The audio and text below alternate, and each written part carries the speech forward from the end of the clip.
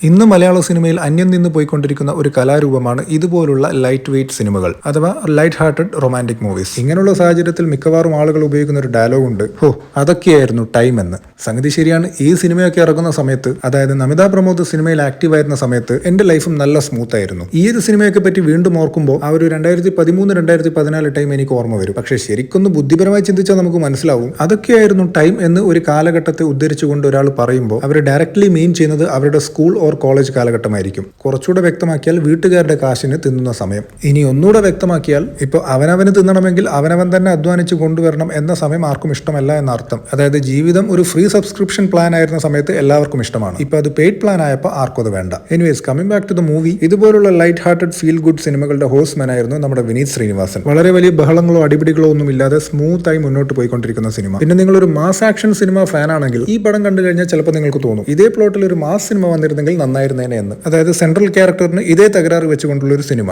അങ്ങനെ ഒരു സിനിമ പണ്ട് തമിഴിൽ സംഭവിച്ചിട്ടുണ്ട്, അറിയാം. ബട്ട് നായികയെ വില്ലന്മാർ കൊല്ലുന്നു എന്ന കോൺഫ്ലിക്ട് മാറ്റി ഓർമ്മ പോകുന്ന നായകന് മുന്നിൽ വേറൊരു കോൺഫ്ലിക്റ്റിൽ വരുന്ന ഒരു മാസ് സിനിമ.